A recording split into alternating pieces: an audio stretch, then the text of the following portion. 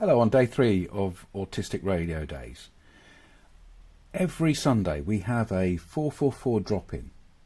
It's a place where, without any appointment, without any organising yourself, you can just click on a link and drop in to speak alongside other autistic people. It's not necessary to make a song and dance about it.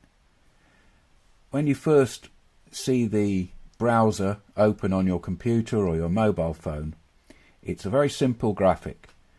You'll be able to hear what's going on inside the room, and you'll be able to see the text from outside the room, and it's up to you when you want to make those steps towards us to say hello. You're welcome just to lurk and just to be there. Autistic Radio is about networking with other autistic people as much as the different projects that we have. And the 444 drop-in is where we find community amongst people who are similar to us. How's everybody today? I see there's a few people dropped in.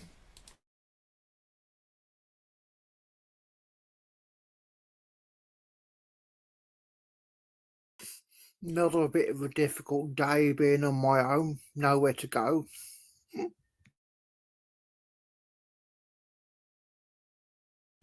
Yeah, I hear you, Robbie. It's this time of year. Everything's closed, but I remember you were here yesterday and we had some nice chats, and I remember you laughing as well.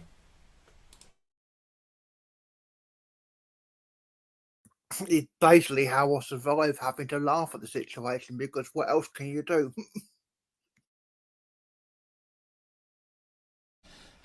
That's your artistic streak, isn't it? The creativity about your situation. I feel in you a real feeling of resilience, and I associate that with autism. You explain to us, and we're happy to hear when you explain your situation, and we also, I think, admire the resilience that you show. I've been basically held together with a handful of friends from the music community, a handful of friends through the craft groups, autistic radio, a few indigenous groups in America, because there is no proper support.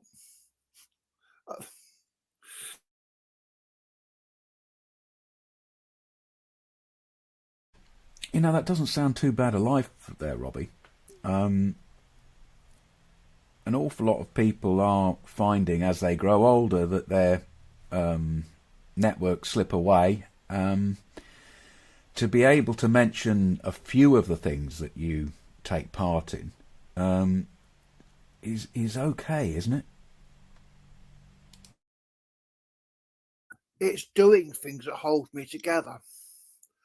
I don't relax by sitting doing nothing and doing things like people watching.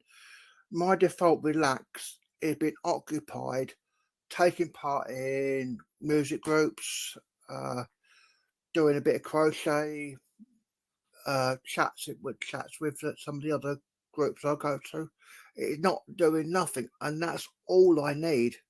It's not complicated. It's not expensive.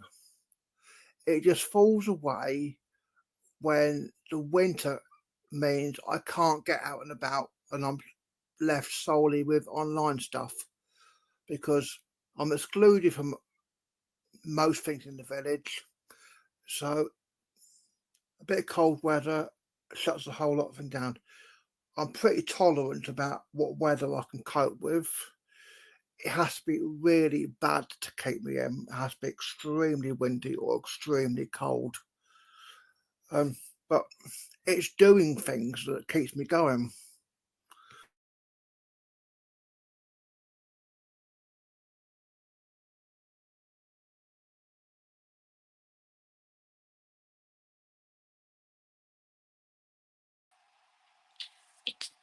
It's good that you're here now. And very good that you're not in Canada at this moment, um, or at least this part of Canada. We're having a 2 day ice storm, which keeps a lot of people in, also gives a lot of people migraines and different things. Um, I wanted to thank Jules, Lucy, and Ray for the amount of time that you've spent on radio days, but it's not just the time. There's something else that the three of you do that I really appreciate. I and then maybe it's a number of other things that you do that I really appreciate. And Radio Days is really bringing it into focus for me because that is a lot of hours um, for people who are autistic. And I know each one of us is different, but for example, the interviews that you do with people, Jules, that you've replayed today are profound, often heavy topics. And it would just be beyond me to manage those conversations. It's hard enough to even listen to some. And Ray, your ability to listen and to listen on several levels is amazing to me. I tend to freeze up and just spout things in response. And Lucy, too, you're a very active listener. I'm not sure if you're here right now, but hopefully you'll hear the recording. Thanks to all of you. And you too, Robbie. I know it's hard, but you're actively doing something with us right now.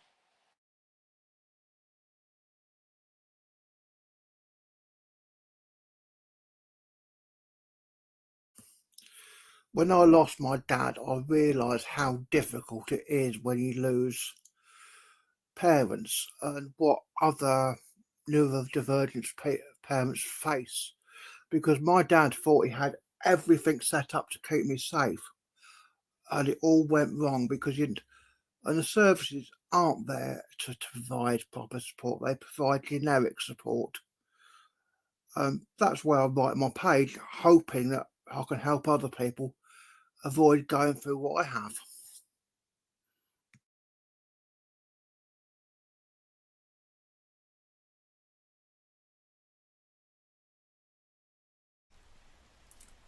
Lucy, you are not going to. Well, you're going to blush. Teresa has just given the whole idea of autistic radio and the people who take part in it fulsome praise. You're going to have to listen back to the recording on this one, Lucy. Oh lordy, oh dear. Am I going to be embarrassed? I hope so. Oh, it's possibly the nicest compliment that anyone can give you. Teresa just described you as a really good listener. A listener. A fucking listener.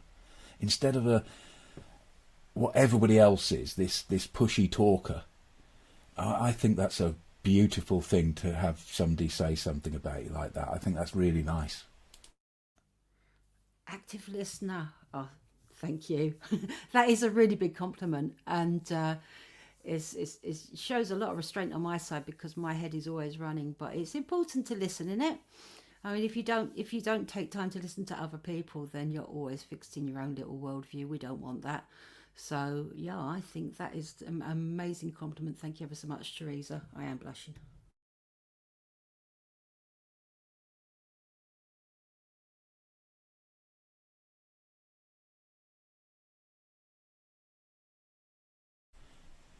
I'm guessing that's what we do here, isn't it?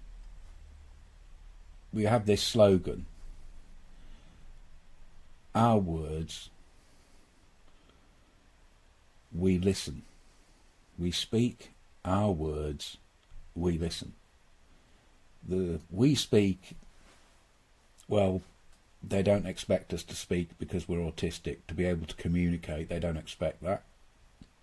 Our words, the things that we feel, so we're representing ourselves as individuals, as a group, and we listen. I think the we listen part is probably the big bit of this. It is the biggest bit of it because it's a skill that's lost with most people. People just listen to answer. They don't listen to actually listen to what you're saying.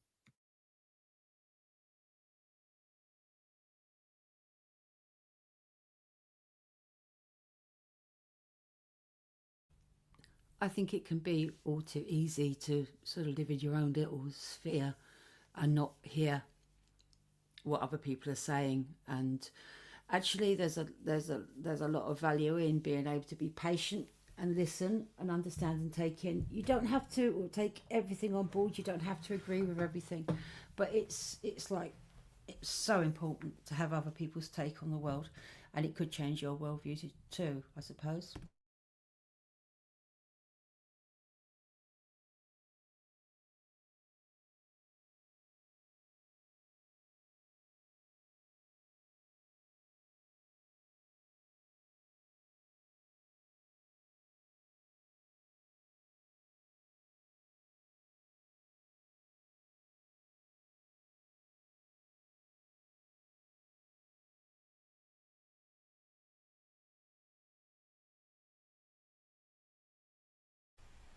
In the text, people are saying things like, glad you're enjoying your first radio days, and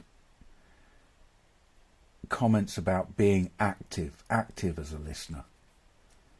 What's the difference between active as a listener? Because I feel as though often when I'm communicating, I look at the person and there's another level in my head as asking myself, what do I need to say next to get their attention? Because I don't feel as though I have their attention. You so often you feel as though you are trying to say something quite important to you, but you don't know how to get that active listening from the other person.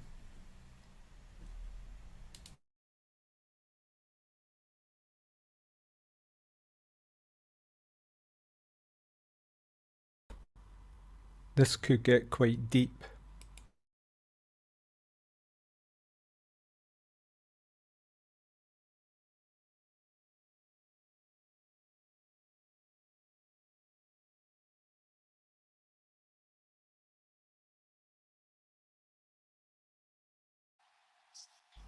I noticed, I think it was yesterday, but it could have been the day before with Lucy. When you're listening to somebody, you're drawing out the meaning of what they're saying. So you're encouraging, mm,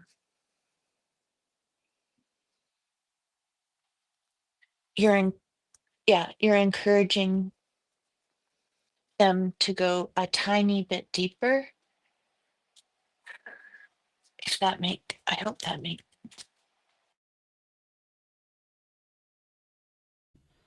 I guess there's something in that what you just said there, Teresa, where it's a sort of, if you can echo back so that the other person knows that you understand where they're coming from and what they're saying.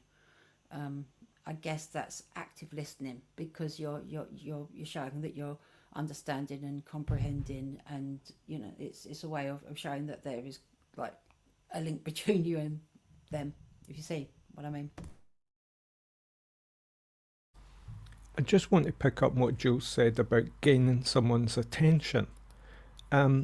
at that point, I would worry that I wasn't listening anymore.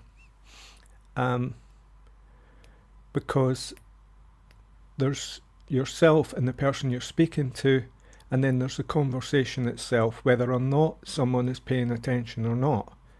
You're in it. And so maybe that's what is to be listened to. And that can often be in gesture, it can be very physical. Somatic is the word, I believe. So to change someone's mind through words is very, very difficult. You know, sometimes it's more potent to just accept what you're in and react. And it may break through. But ignorance is ignorance, you know.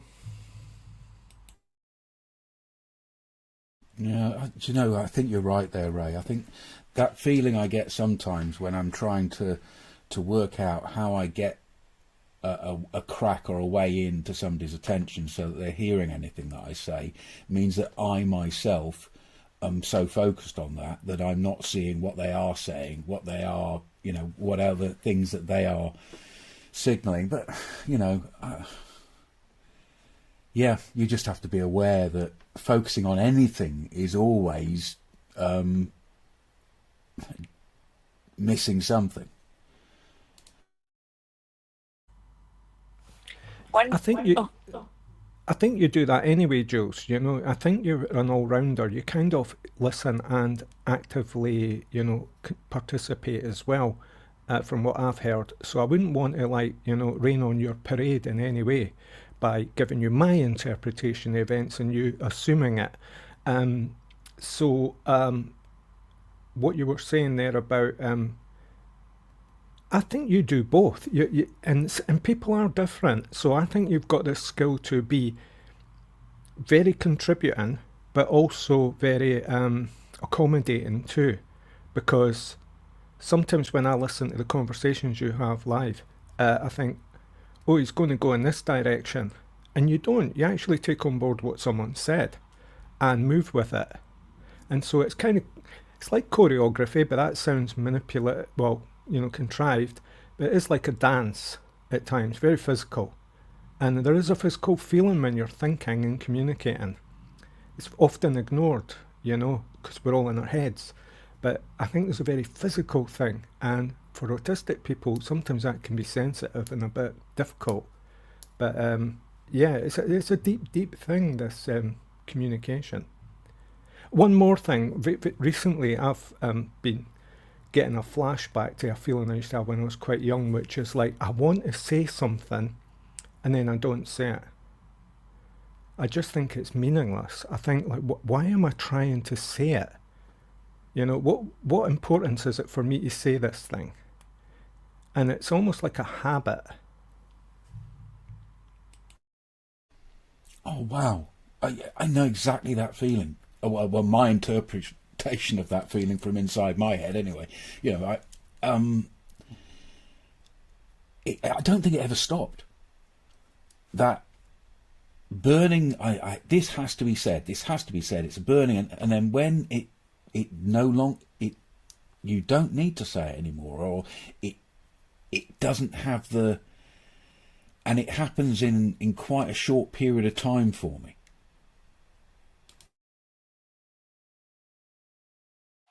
And sometimes by the time you could say it, that part of this conversation has floated away.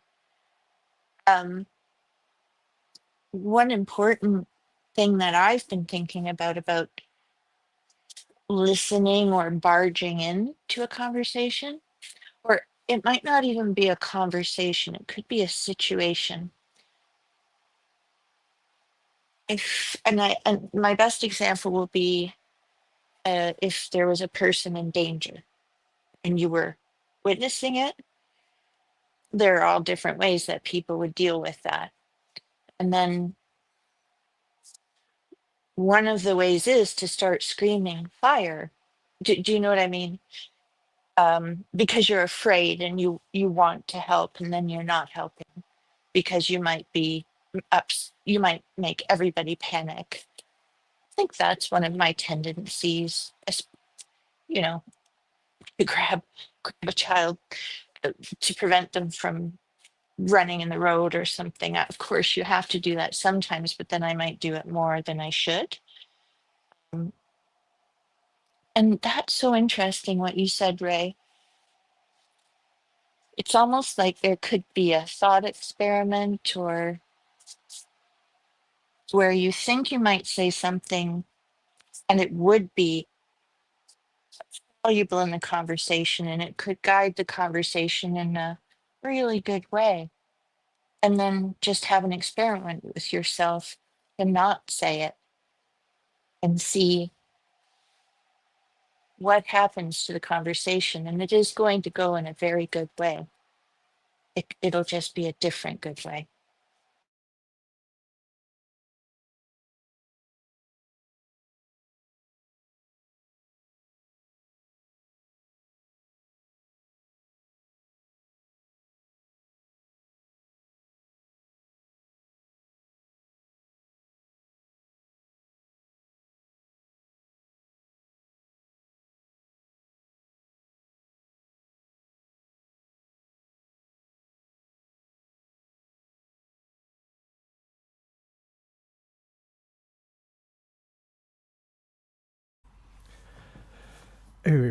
But of course, we have to use the tools given to us, so I wouldn't go diving into some kind of like non-mind.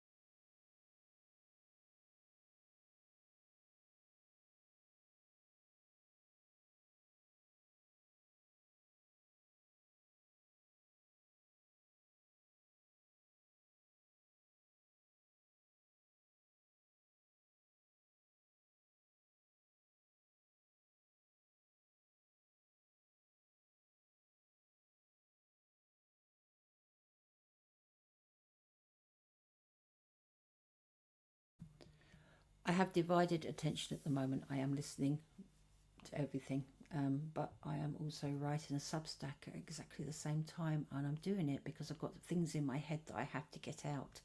So if I'm quiet, it's because my head is buzzing and I'm typing. So I'll be back with you fully in a bit. Groovy. Multiple realities. What do we call that? Multitasking it used to be, yeah. You know, sitting there in the 70s, reading a book, listening to the radio and watching Scooby-Doo all at the same time. Yeah, there's that. There's also the fact that I've got a really short memory now, being the age I am. And so once I've got something in my head and it's going, I've got to catch the words, sort of pick them up and put them down somewhere where I'm not going to forget them. So that's what I'm doing right now. Otherwise, I'll never get this done. I want to get it done before New Year's.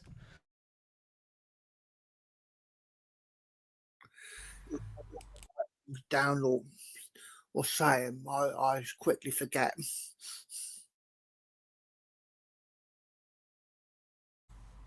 There's also that experience of letting things go. I've had that thing of, oh God, what was that thing I was thinking about earlier today? And I haven't noted it down and it's gone. And you chase it and and I'm thinking, why am I chasing it? It's like, just let it go. If it was, you know, there is that old cliche, you know, if it's that important, it will come back. But sometimes it's just let it go, you know.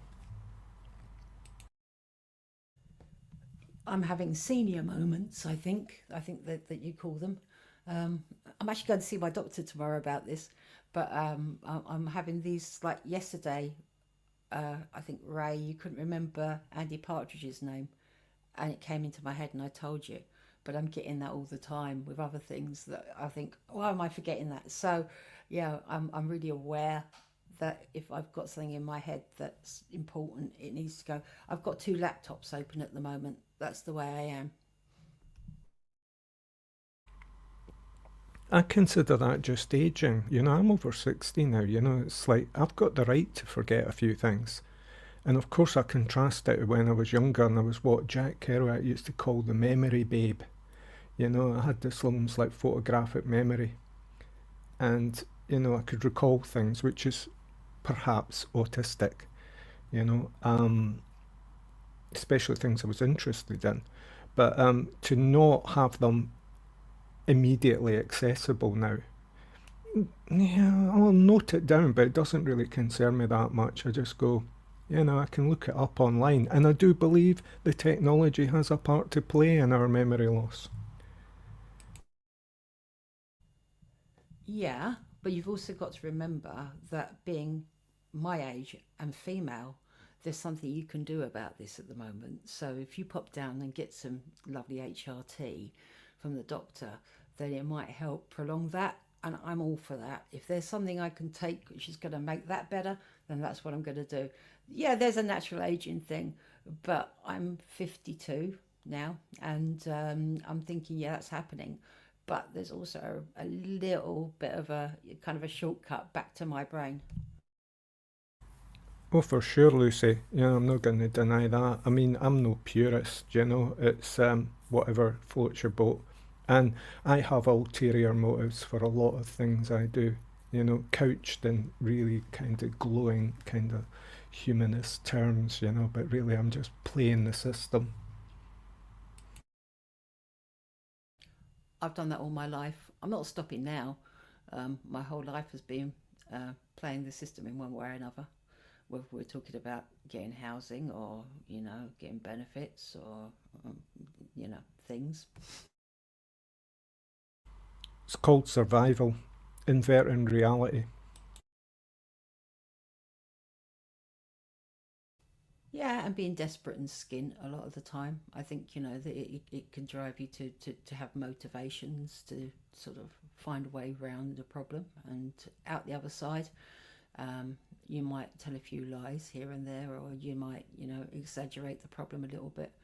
But I think, yeah, it's survival.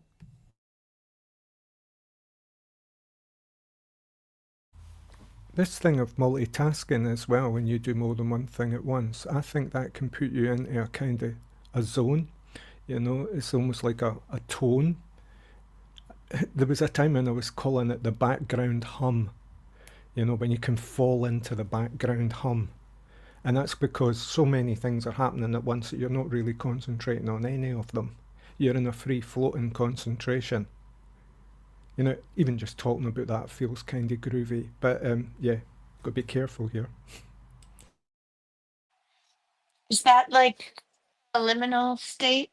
I have some of my best thoughts in that period when you've stopped dreaming, or maybe you get to that almost awake point. And I sometimes think I have to capture this idea. But then when I go to capture it, there isn't really an idea.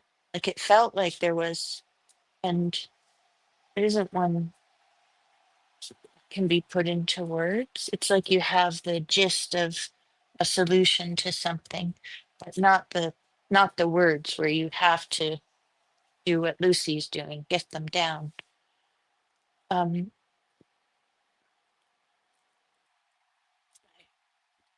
might make sense, but it sounds like a little bit like what you're describing, right? You had a feeling, not a thought. That's the way I look at it. It's like the feeling of the state you were in.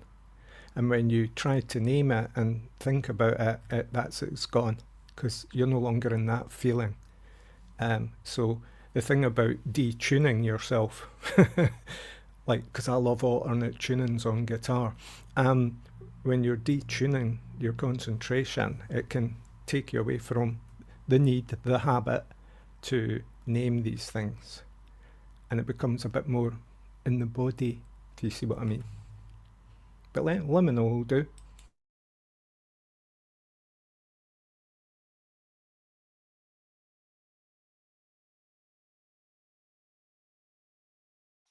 It seems so tangible, like when I'm floating up out of the dream, I think, yeah, that is the solution. That is it, as if it was the tangible thing.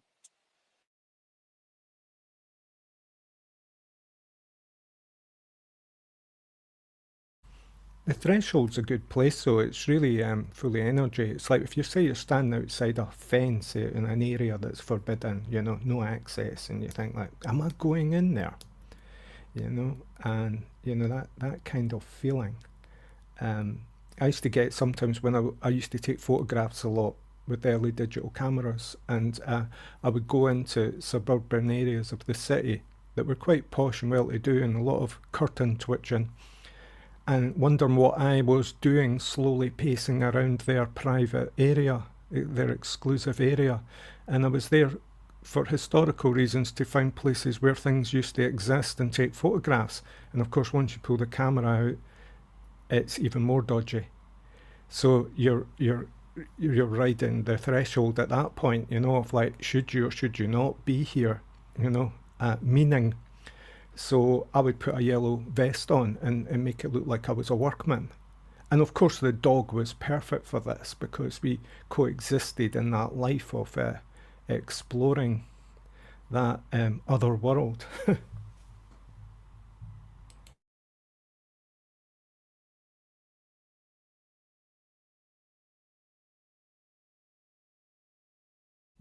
That's kind of how I felt with my dog as well.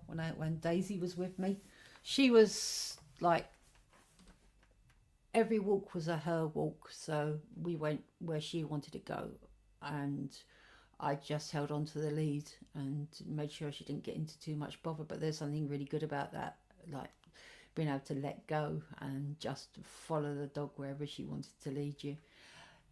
We always ended up in the park, but it was the getting there, it was the process. But yeah, you have to be the responsible adult too. So I often thought I was in her world, but very much we were sharing. And when I first got her, there was this book around called The Other End of the Lead, which I never read, but I took a photograph of it in a bookshop.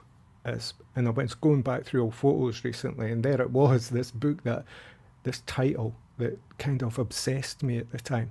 Oh God, I'm on the other end of the lead.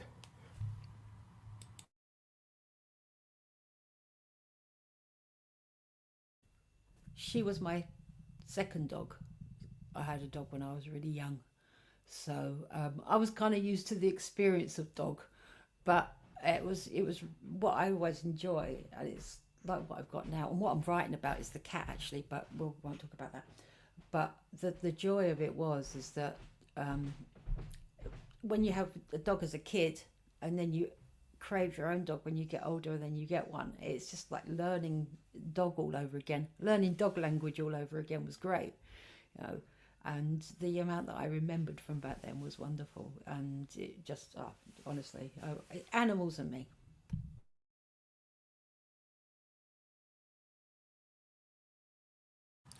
A final thought on that from me is that I never really craved a dog. I was almost anti-dogs when Fox came into my life. So what happened was circumstances created a situation where we met and had this coexistence, and circumstances have now created this new situation. So yeah, there's lessons in there, but it's like I won't rush into getting another dog. I don't think I will, because that was not my intention. The intention was something, and so something else happened. You know, I mean, it was basically dog ownership, but it was something else.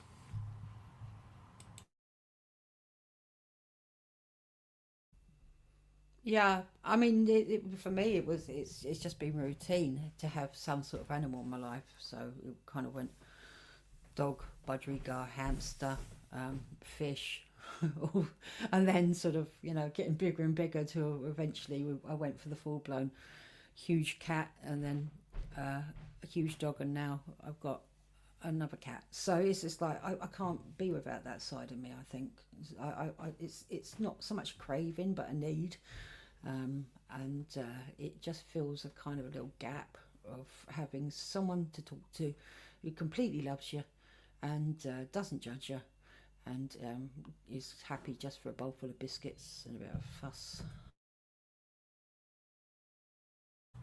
Yeah, it's worth exploring. It's unconditional, and yeah, I was going to say something else there, but it's gone. So let it go. Oh, it's come back. It's come back. What it is when things come to you, that's kind of the point I'm trying to make. When things come to you, very often with an animal, it'll be a cat that will, adopt you because they kind of roam. Whereas dogs don't usually come to you and claim you in the sense that mine did because her owner was ill. So, yeah, I do believe in that thing that sometimes they can come for you. In the text, Robbie says that, going back to the previous thread, he usually knows when people are going to listen to him or not.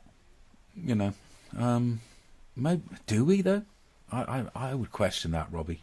But I know that you're saying that you've got good judgment on that. I think sometimes we make assumptions and maybe we cock it up ourselves. I feel the same as you, but then intellectually I know that I must be doing it. I must be making mistakes and misunderstandings as well. When we were talking about that flow feeling, Teresa described it as creative juices flowing. And Robbie calls them craft moments. And when we went on to remember, he says that he can't remember a fucking thing. I feel like that too. I feel as though, but maybe if you feel as though your memory's not working, then you know enough to know that you've forgotten it. Dogs are my favourite. Cats too. I once had a monkey. Not my choice. Wow, Teresa. Robbie says that cats don't have owners, they have staff. Oh, the old ones are the best ones there, Robbie. And Ray says, the other end of the lead. Assumptions on which end of the lead.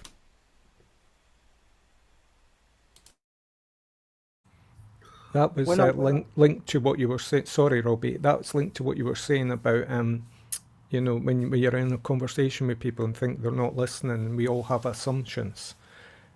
So the lead there is between both parties, if you see what I mean. So over to you, Robbie.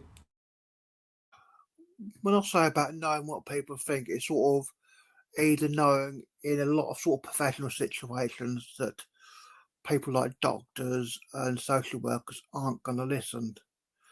And in a social situation, after a while, I'll get to know people and know whether they're actually going to listen or not from previous experiences.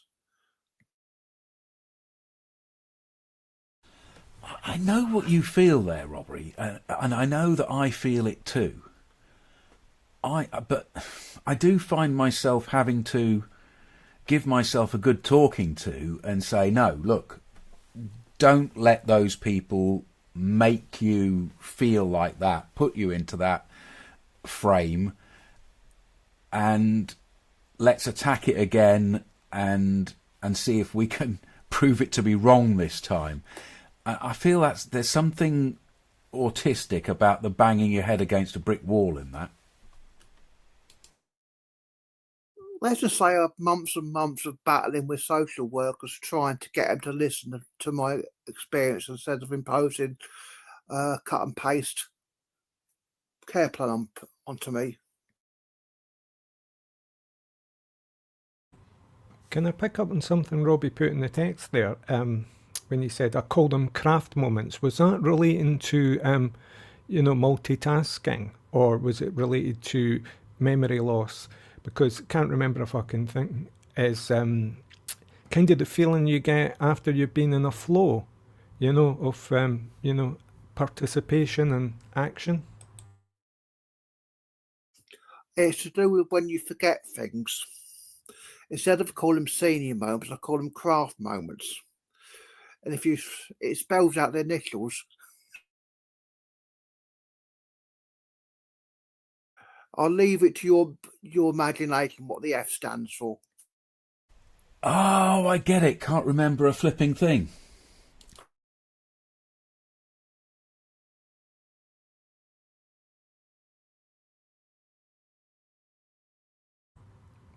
So I'm having a senior moment now. What is it called when you use letters to remind you something? Begin with an S?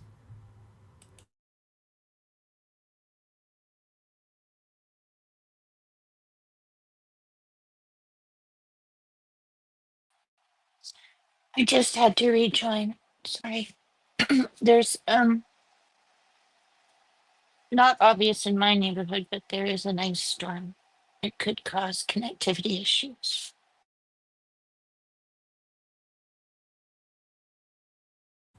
Yeah, we saw New York on the news. It was getting quite a fall.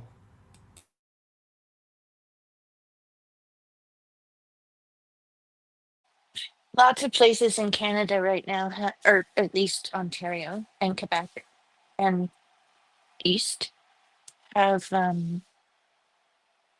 they call them accretions of ice. So and they measure it in millimeters. So I think it's 13 millimeters in many places, which really takes the power and everything out, and the trees.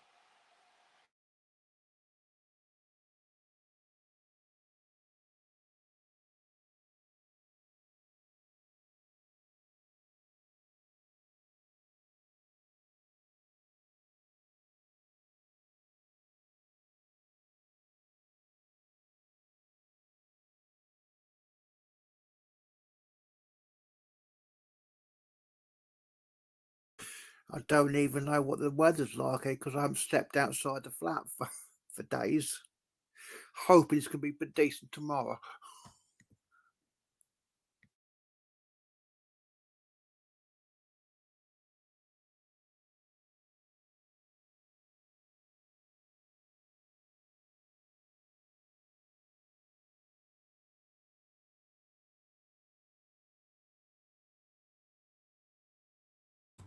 Yeah, touch your genealogy there, Teresa.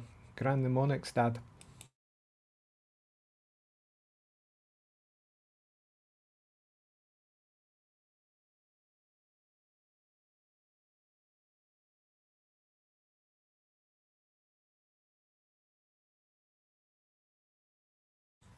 I don't get things right away. What is Richard of York gave battle in vain? What's that? Is that like the colour scheme system or something? Oh God. It's the rainbow. Red, yellow, G, like green, blue, violet, I think.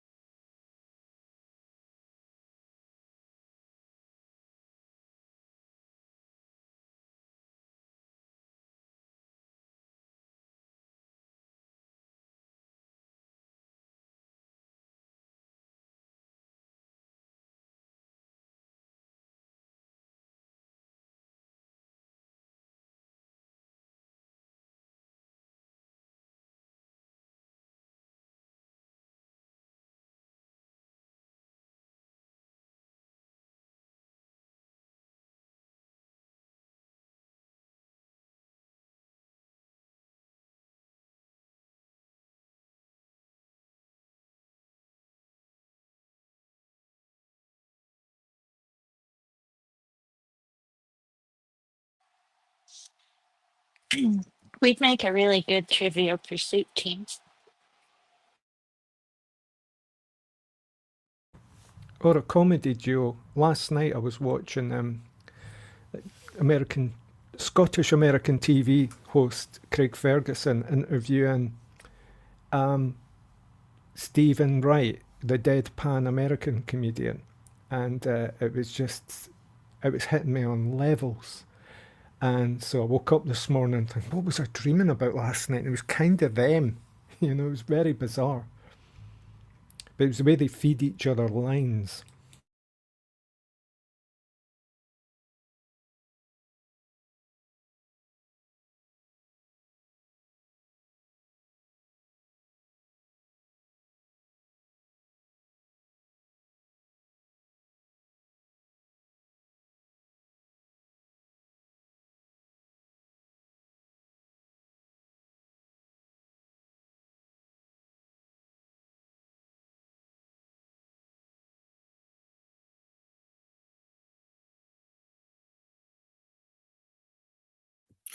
Christmas Day was a very strange day for me, watching TV, which is something I don't normally do. I watched a couple of Robin Williams films, one of them Mrs. Doubtfire.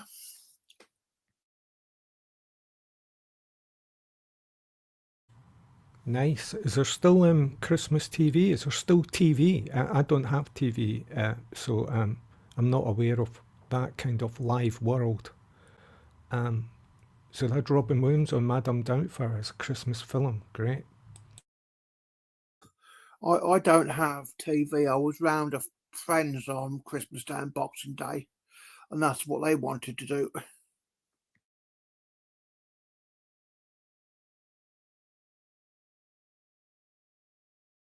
And how was that as an experience, Robbie?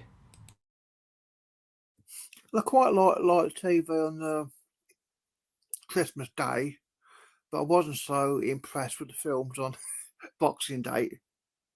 And the one we wanted to watch, they couldn't get, one of the Robin Hood films.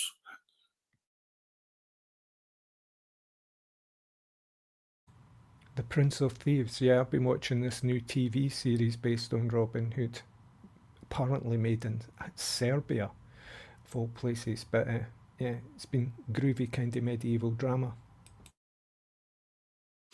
It was actually a modern version of the Robin Hood film that got me into archery.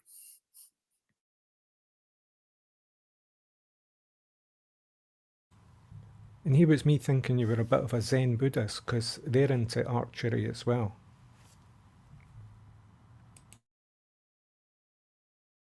There's a film called Robin of Locksley I was watching on YouTube while I was bored because I couldn't sing, so I couldn't play guitar.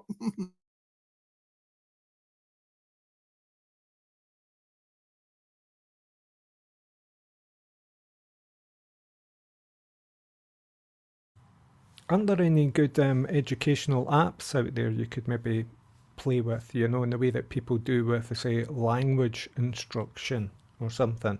So you can sing and play into an app and get some kind of creative results?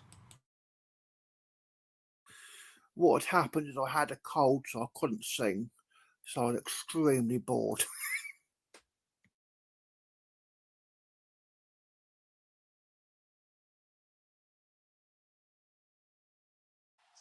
Can you only play the guitar if you're singing along? Is that how you like to do it? My guitar playing is very basic, just chords, and it doesn't work without singing.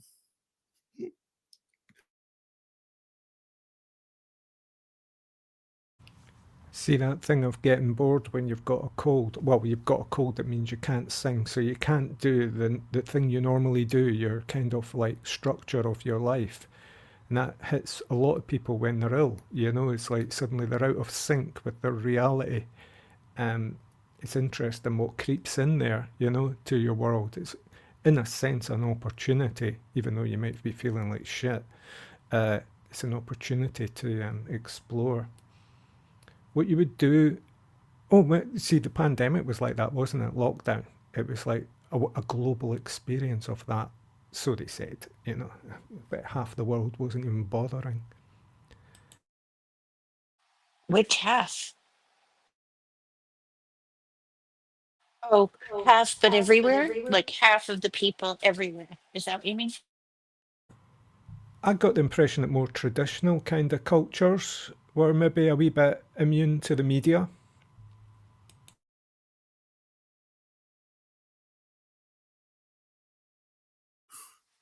Maybe. Basically, lockdown shut down my life because my socialising was all things like doing things with people. And I didn't survive very well because a lot of the chat stuff online didn't work, especially my friends where they wanted to keep talking about COVID all the time. So that's why I suffered a lot. But when my dad saw I was depressed, he shared his online accordion lesson with me. That was actually the first time I knew my dad cared about me. But sadly, a few weeks later, he was gone.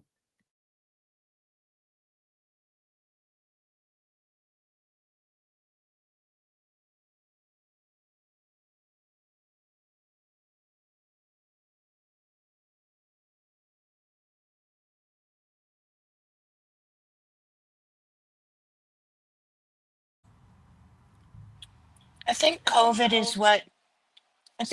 is what revealed or helped uncover my autism.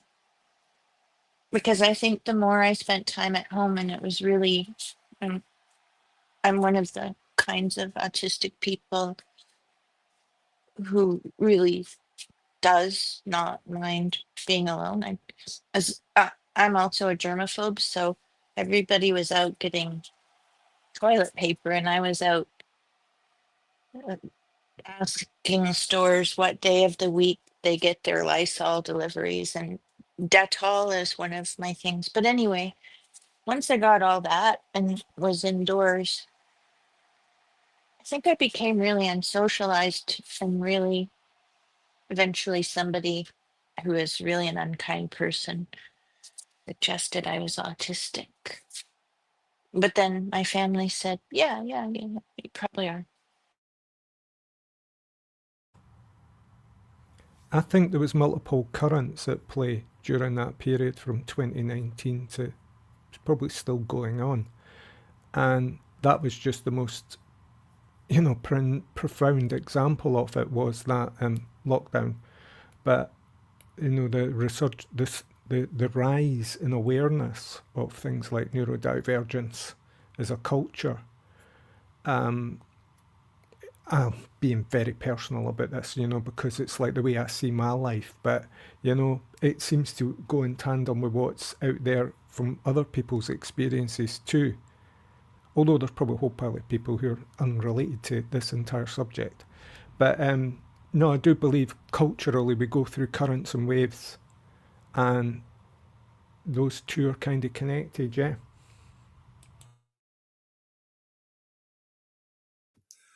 There's always assumption that all autistic people like being at home, but it's one of the things I hate. But I thrive in very specific environments, but other things just won't work for me.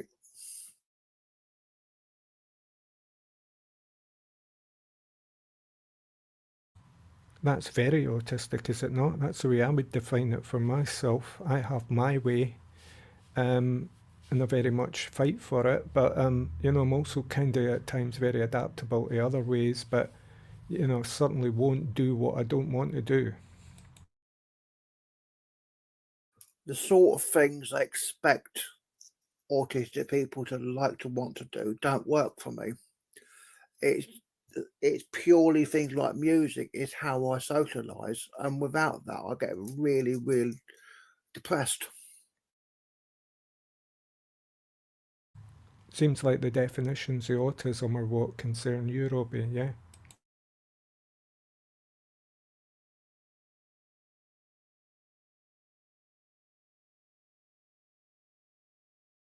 People seem to very much have this very rigid view of autism that is very dangerous of the general community. So we're kind of moving towards the end. I'm always wary about getting into big discussions about anything when there's like 4 minutes left or something. So